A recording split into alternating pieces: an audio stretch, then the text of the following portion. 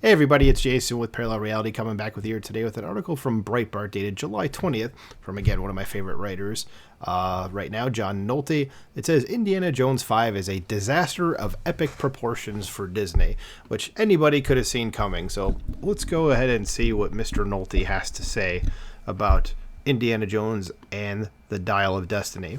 It says, Indiana Jones and the Dial of Destiny is shaping up to be a disaster of epic proportions for parent company Disney and its veteran CEO Bob Iger, Fortune reported. Dial of Destiny could potentially rival John Carter as the Mouse House's worst ever live-action commercial bomb, continues the report.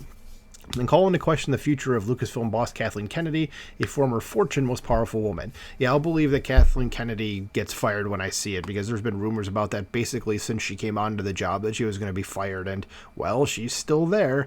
But, I mean, there's got to be a point after just failure upon failure upon failure ad infinitum that someone above you goes, you know what, maybe you shouldn't be doing this job anymore.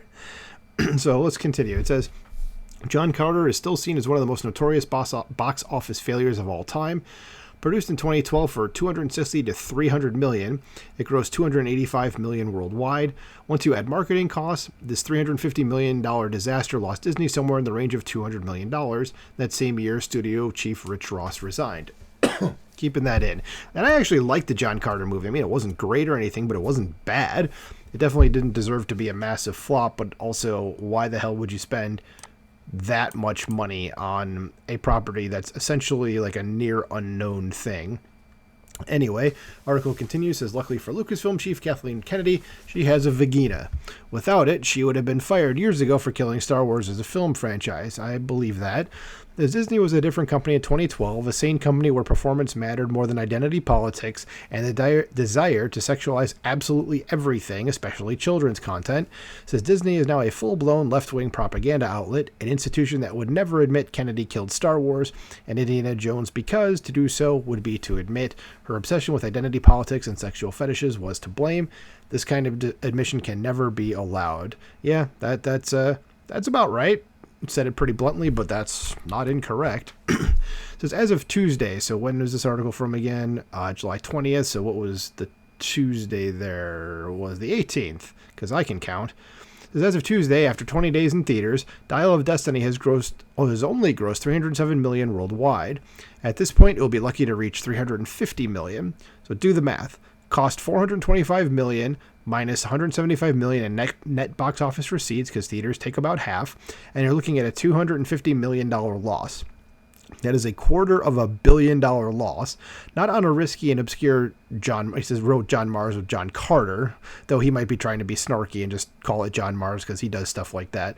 There's a property no one under the age of 100 was familiar with. That's basically what I was saying, is that it's basically an unknown property. It says, no, that is $250 million loss on an Indiana Jones movie, one of the most beloved and iconic franchises in Hollywood history.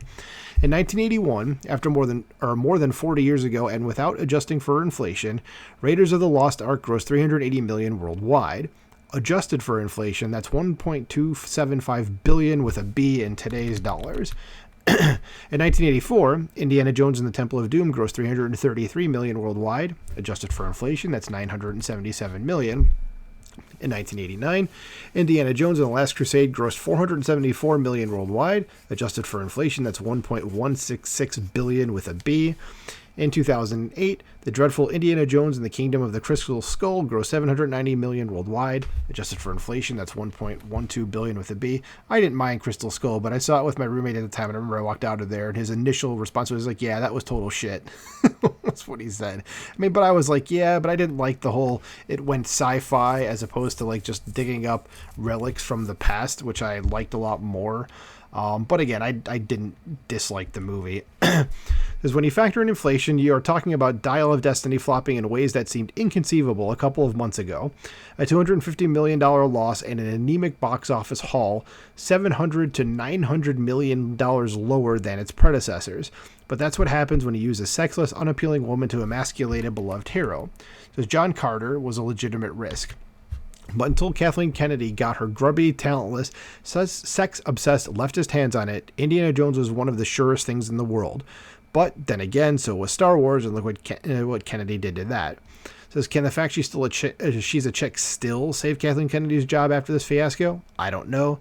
Transitioning into a black man might be her only hope. Disney is evil and good people revel in its every failure. Yeah, I mean, I'm not surprised the new Indiana Jones movie flopped. I haven't seen it. I have zero interest in seeing it. Not necessarily because of things I heard. I just don't care. I mean, at this point, I don't want to see an 80-year-old Indiana Jones running around. If they had made more of these back in like either the 80s or even the 90s, yeah, sure, great, awesome. But even with 2008 with Kingdom and the Crystal Skull, at that point, I was like, he's already too old. I mean, what was Harrison Ford at that point? Like 65, I think he was. Yeah, because he just turned 80 or 81. So I think he was, 65 or 66 then. And even then, he was too old to really do it. So, yeah. So, I don't know. So do you guys, I shouldn't even ask you if you should think this is a disaster for Disney. It obviously is, unless somehow, somewhere, just people suddenly start to go see it.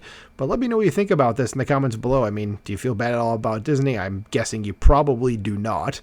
Because I certainly don't. They kind of deserve it, and after failure, especially with Lucasfilm, I mean, Kathleen Kennedy should be fired. She should have been fired a long time ago because she clearly just fails at everything that she's been doing with them. So get her out of the job. Maybe you'll actually end up with someone that cares about these properties enough to do something good with them. But let me know what you think in the comments below. Like, share, subscribe, and I'll talk to you soon. Bye.